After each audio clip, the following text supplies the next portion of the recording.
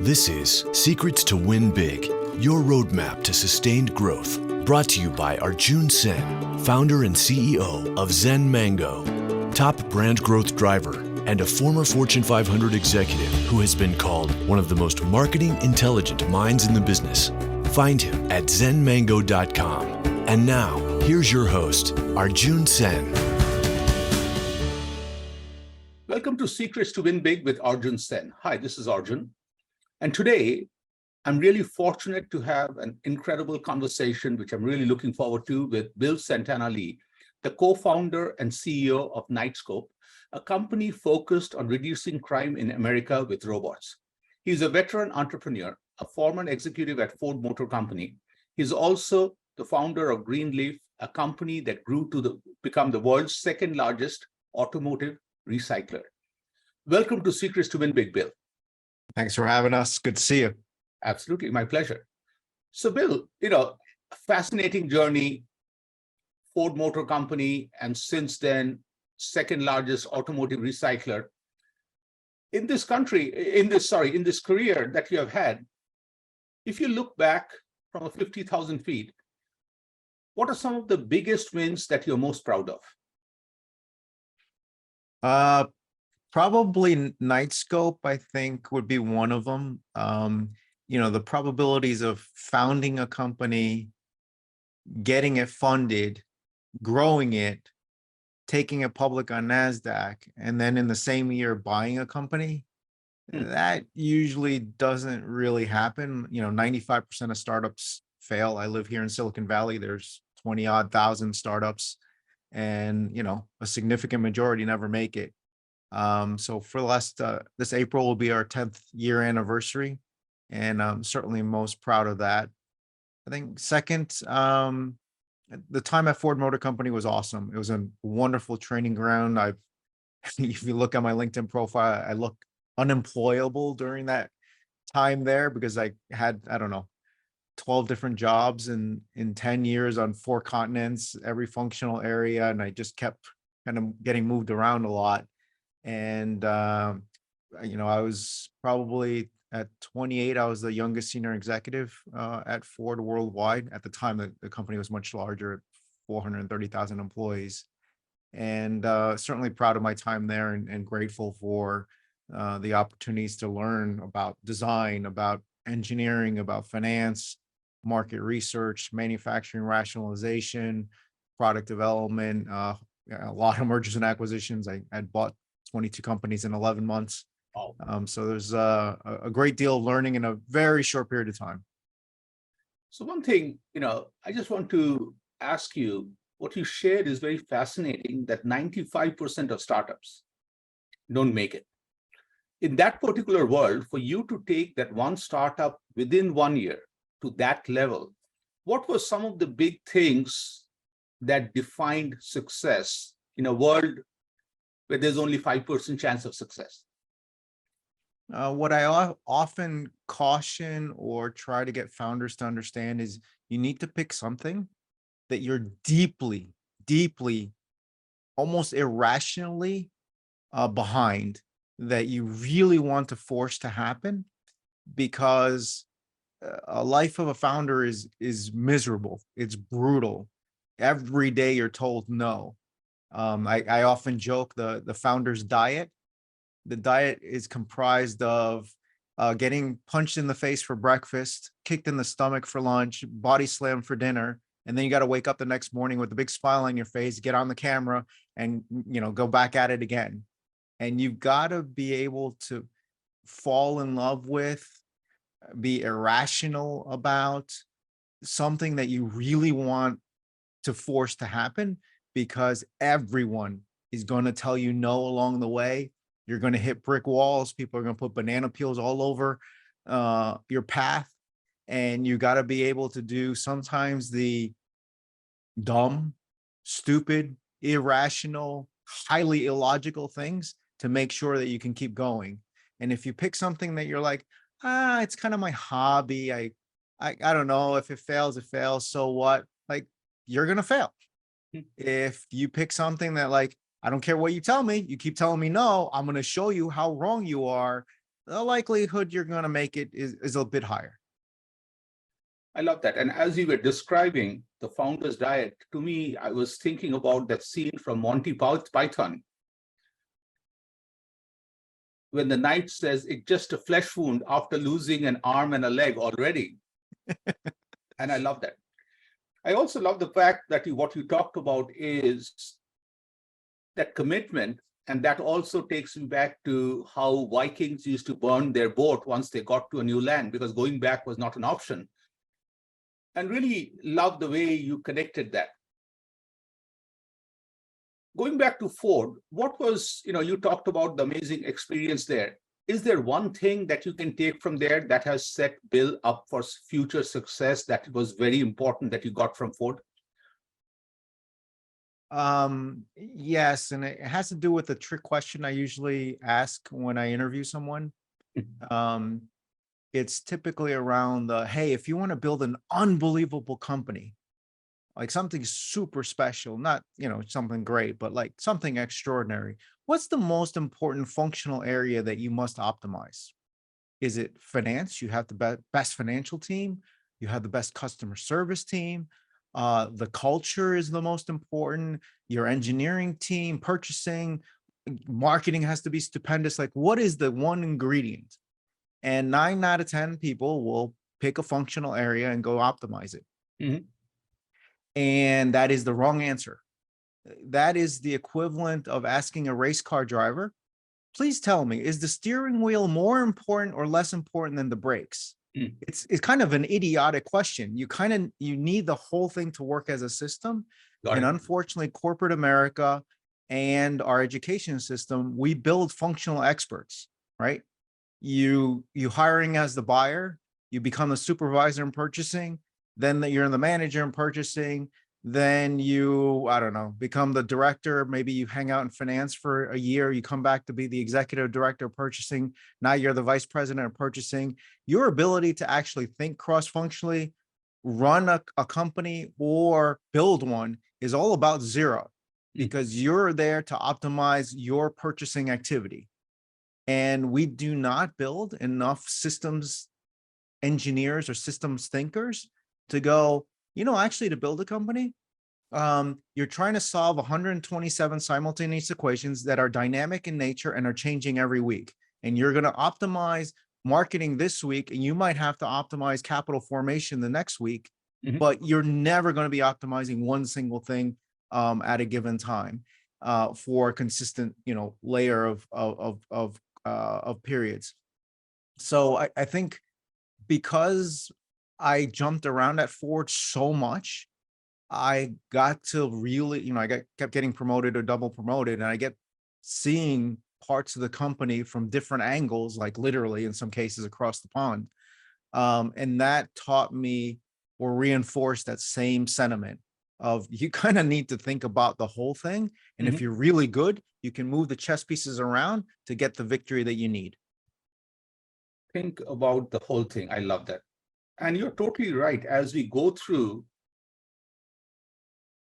the vision or view from my side or my function becomes so important that we sometimes don't even realize that there are others in the organization looking at the same thing totally differently.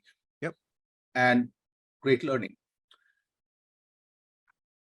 As you're talking about the big picture, for you to have this kind of success, you, as you mentioned earlier, had to really lock into something that you're deeply behind, irrationally, connected to. How do you stay focused? Because, it's so easy to get so many shiny objects on the way. How do you stay focused on your passion in your journey? Are there any secrets there? Probably two. First, you need to have an ability to say no, sometimes politely, sometimes impolitely, but you got to be able to look an investor in the face and go, nope, you can write that check, but we're not going to do what you're asking. Or tell a board member no, or tell a teammate no, or tell a vendor no. And you often need to say no more often than yes. Or be careful what you say yes to, and it has to be aligned with your end goal. we build robots. We're not a robotics company at Knightscope. We build autonomous security robots to see if we can make the United States of America the safest country in the world. And people are like, oh, well, you build robots. You should build us a robot for our kitchen. Hmm. And it's like, or the hospital. And it's like, how is that going to secure the country? Hmm. Or you need to come to Tokyo. You need to deploy in Tokyo at the Tokyo Olympics or what have you. Like, oh, first of all, what's the crime rate in Japan? Oh, almost zero. Excellent choice. Second, our mission is to secure the US. Why would I be spending time in Tokyo? Well, there's millions of dollars here. Yeah, no. And I've had to say no to Dubai, to South America, to South Africa, to China, to Japan over and over again. And it's very painful discussions because, that person doesn't want to hear that. But I've worked on 4 continents. I kind of know what it takes to do it. And the likelihood of a BTE or business terminating event is high. Like you're going to, it looks really pretty on a PowerPoint, but then you have to actually execute. I think the second thing is kind of where's the genesis of the idea that you're focused on? For me, securing the US, well, it's personal and professional. The personal side is, as an ex-automotive executive, I think autonomous technology is going to really turn the world upside down. Mm-hmm. I'm in violent disagreement as to the path to commercialize said technology. I think you need a crawl, walk, run approach, as I've been saying for the last decade, and it's panned out. Are you shuffling around in a self-driving car and everyone's scaled self-driving vehicles? Like $100 billion has gone into the sector. No one's shipped anything. I wonder why. Maybe because you shouldn't do the dumb engineering problem in the first place, which is try to do the most difficult thing first.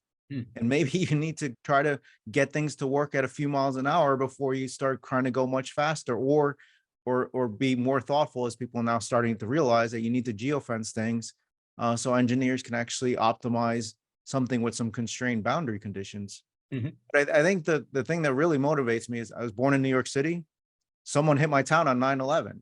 I'm still profoundly pissed off about it. And for the rest of my life, I'm dedicating to better securing our country.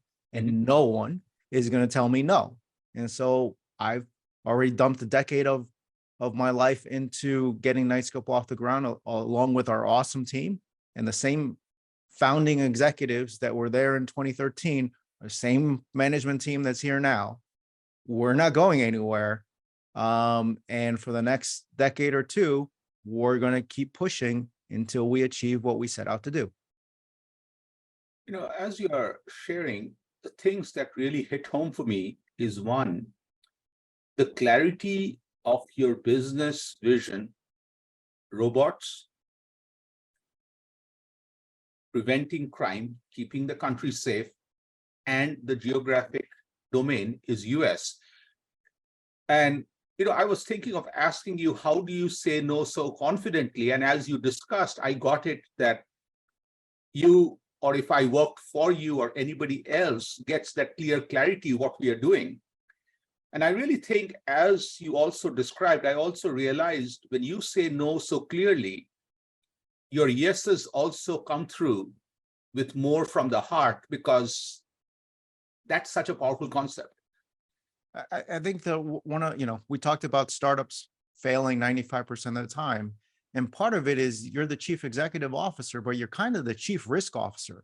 For that amount of failure, you need to be eliminating risks, not adding more. And people, look at things and go, oh yeah, you should export. You should do, okay, great. Have you ever done that job before? Have you ever done an import-export analysis? Do you know about tariffs? Do you know about setting up independent legal entities and the governance structure? Do you understand the insurance requirements? Oh, great. We have to now have a separate audit to handle that. Who's going to do the transfer pricing? Like, you got to think through how to actually do this, right? And large, massive corporations, including Ford Motor Company, with billions and billions of dollars of resources, struggled to operate globally, right? And so the young startup with minimal resources should go take that on as a good first assignment. Like, sorry, you don't have the luxury to pontificate on a PowerPoint and then not be able to actually execute. And we have, right before the public listing, we had raised over $120 million from 35,000 investors. And our commitment to them for the long term is that we will work to build these technologies to give officers and guards really smart eyes and ears for them to do their jobs much more effectively. And we have an opportunity over the long term to build up possibly a $30 billion company that happens to look like a defense contractor, but is more focused on our activities on our own soil. And we're pretty much focused on that and continue to grow the company and deliver on that promise. Fascinating. You talked about team, you talked a little bit about the one question you always ask, and you also shared with me a lot of pride about the team that started from the very beginning. Most of the team is still there, and they very stubborn people. So how do you find these people? Like, how do you build a team? Because to me, that's the part where CEOs succeed or fail, is not what they do, but it's the team. Is there any secret on finding future leaders? Oof, secrets? I don't know. I've been blessed and very lucky to surround the Knightscope management team with relentless people that are focused on the mission and are willing to endure severe levels of pain and suffering to achieve whatever needs to get done. I mean, there are teammates that, if we told them like, hey, go paint the bathroom blue, and this will make the company successful, they'll go, what shade of blue do you want? Let's go. Right. And part of it's attitude. Part of it is stamina and grit and being able to suffer through the most difficult things, get punched in the face, get knocked down and, kind of brush it off, and back in the ring you go, and willing to punch much, much harder. And you got to be able to do that consistently over time. And a lot, this is not cut out. It's not for everyone. Let's put it that way. And you frankly, the interview process to me is hilarious in a lot of cases, because you might get a unanimous thumbs up. Everyone wants to hire this person. Or you get, 3 dissenters and, 5 people want to hire and 3 don't. And you honestly, at the end of the day, you really don't know this person till 3, 6, 9, 12, 15 months later, or until something awful happens, then you find out who's for real, right? And you'd be surprised. The people that you're like, I'm going to bank on that person, are the ones the first heading out the door because it's too hard. And then the people that you're like, I don't know if they have it in them, man, people will surprise you. Step up. Okay, tell me what needs to get done. Let's go. And, over time, people reveal themselves and you find out who's real. Love that. So is there, you have worked with a lot of fascinating leaders you have learned from. Is there one leader whose name stands out, who is has an incredible impact on you? And what's the biggest thing you have learned from that person? It's funny. I get this question asked of me numerous times, and I never have a good answer because I don't have that one person. I find probably where I gravitate is founders. And it could be, obviously a Steve Jobs or an Elon Musk, but it could be, Sean Puffy Combs or any of the music moguls that have literally built themselves out of nothing into, several $100 million to, the first billionaires, out of being a musician. It's that person that connects and has that tenacity to kind of see things through. And to me, it's a little funny, but a founder typically has a screw loose. There's something wrong with you, right? to level that, to endure that level of pain voluntarily and keep doing it and keep banging your head against the wall, like there's got to be something wrong with you. And so I find that fascinating. And founders always have a different perspective. I have a different drive. They view the world through a certain set of lenses.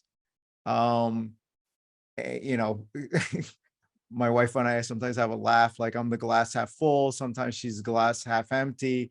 She'll joke that, you know, one of her relatives is like, there's no glass. And I'm the guy like, okay, let's go build the glass factory. And it's funny. Founders just have a different perspective on life. And I usually gravitate towards those stories. Yeah, and I was very fortunate during corporate days to work with Papa John's John. And one of the things he had told me when I had asked him, he said, again, he was not generalizing, he was talking about himself, and he was, decently aware of himself, that he said, Arjun, to be a founder, you don't have to be too smart. Because if you start thinking very easily, you get distracted, look left, look right, look everywhere. It does not work. You have to keep things simple, be a bulldog, keep going forward as if that's the only path. And it was really fascinating. Yeah, it's funny also on the messaging side of things, right? Yeah. If you listen to a Steve Jobs or you watch an Elon Musk or whatever, you go pull an interview from 5 years ago or 10 years ago, or same for me, like I'm saying the same thing over and over again, because we're like laser focused on the same objective. So why would our message change? So now another similar question is, you have amazing experience. If there's one learning that you have to choose and take forward in your journey ahead, what would be that one thing you have learned? Jesus, I've learned a lot. I think for the audience, probably more than one thing that it would be helpful for me to share. I think some of the things that you might be planning, the things you worry about, likely everything will be fine. It's the 2 or 3 things you weren't thinking about that's going to go wrong. And that could be business, that could be technology development. It could be a whole host of things. So you got to be prepared to swiftly change or be nimble. And you have a plan. And was a famous boxer, basically, a plan's really great until you get punched in the face. That's kind of basically building a company. You can put your plan together and then, all hell breaks loose, and you got to be able to move quickly and make decisions. We talked about surrounding yourself with great people, picking your passion, being careful. Here's the one I probably would give that's not as popular with folks, or often aren't told. A lot of founders are told product market fit, product market fit, product market fit. That's what you need to focus on. And no one, because it's not in their financial interest, no one tells a founder capital to company fit. Did you raise the capital from the right set of investors for what you're trying to do?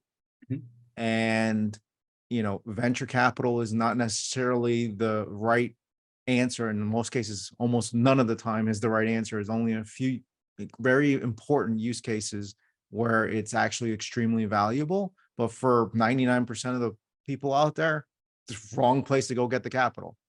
And a lot of folks don't really spend the time with founders that you need to think through, where is this money coming from and what are the ramifications for you long term.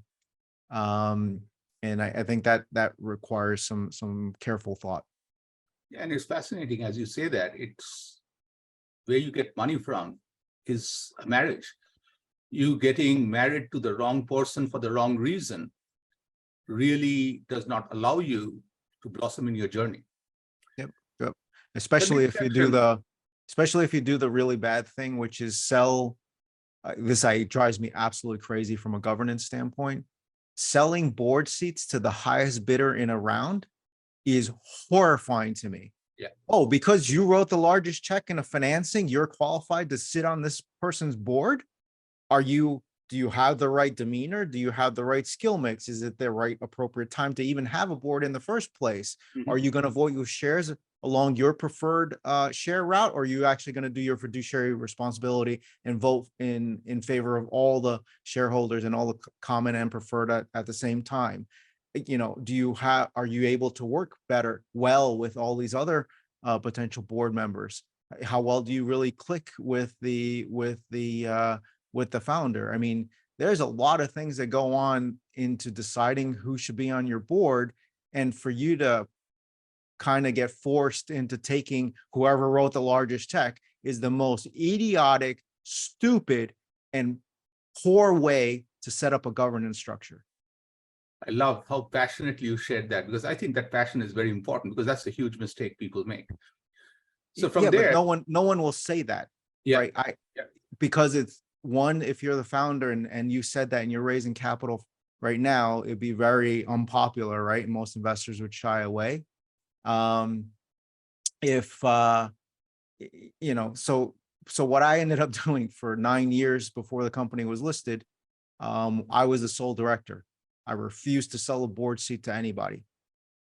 Part of it is just practicalities. Like, you know, we're less than 100 employees at the time. Like, that's a tiny department of Ford Motor Company. What the heck do you need a board for? I mean, seriously? Mm-hmm. It costs money, it costs time, and that sort of, it doesn't mean you don't take advice and help and that sort of thing along the ways.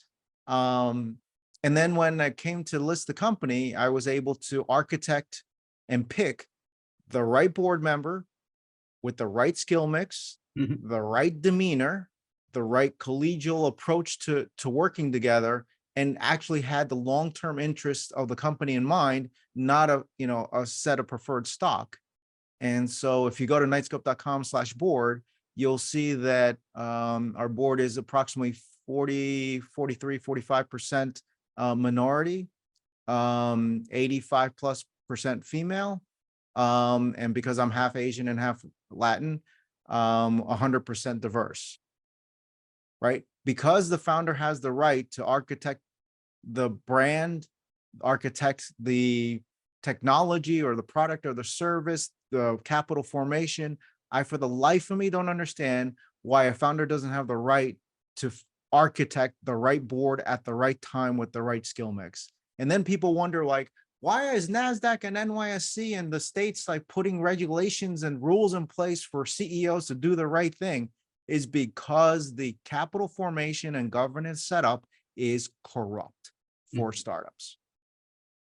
You know, as you talk about board positions and the importance of boards, you know, in one of the boards I'm in, the CFO, the CEO, and some board members, we were in a meeting, they kept presenting data trends of this is what CEOs are doing. And I keep looking at the data, and this came from very credible sources. Every quarter, things are changing. And all these guys are trying to look back and decide. And at some point, I just paused by saying, guys, with all the brains in this room, can we, with 50%, even 30% accuracy, try to predict where the number will be there? Because like, I'm trying to dress up based on yesterday's weather. Yep. Let's at least put our hand outside and say it's going to rain. Like, I would rather do that, because at least I tried to be ahead of the game than behind. So with this, I want to take you to the section which I really take pride, called the BS section, which is brag shamelessly. You have had amazing accomplishments, personal life, professional life. You have impacted a lot of people, but more importantly, I love your passion on after 9/11, you know, somebody like you with your skills and your mind committing to keep the country safe, like all of us should be grateful to you. What is one thing you want to brag shamelessly about you? It works. The robots work. The robots are here. They're going to help. We don't work for Big Brother. The robots aren't coming here to kill you and take everyone's job and all that nonsense that the media likes to spew. If you go to knightscope.com/crime, you can see a long list of all the positive things these robots have already done for society, and we're just getting started. We helped a law enforcement agency issue an arrest warrant for a sexual predator. We helped another law enforcement agency end a domestic violence abuse case. We helped a security guard apprehend a thief. Like the list goes on and on and on. And for all those people who said, oh, this will never work. It's too hard. It's hardware and software. It's too complicated. Physical security is not an investment thesis. You need to go away. Guess what? We got results and they're for real. I love that. The robots work. I love that. So now let's get a little personal. If you got this Evite, and in this Evite, you realize 16-year-old Bill is going to meet with 100-year-old Bill and you. So where do you think this amazing meeting will take place? And then what would the conversation be that day between 16-year-old Bill, 100-year-old Bill, and you? Oof.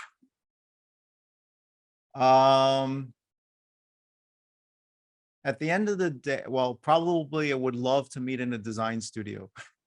I think that's probably the one joy of my life, that I get a chance to work with our chief design officer and dream up new cool stuff. But I only get to do that a very small percentage of my time. I think the world, works and runs on three things. It's people, cash, and relationships. And, I didn't really start connecting with more people or maintaining contact, or even as simple as, being connected on LinkedIn, as silly as it might sound. Like, you never know when you're going to need something, or you can help someone, and you're able to kind of figure that out. And I didn't know that in high school, and I didn't know that in college. So there's a ton of relationships that, probably should have been fostered better. Mm-hmm. Because, the world is funny and it's all interconnected. And in a lot of cases is you can pick up the phone and fix something for someone, or get help, or get advice, or, you never know where someone's going to land, right? You met a staffer in DC 15 years ago, 20 years ago, and now she's the chief of staff for a cabinet member. Like, it's funny how the world works. Love that.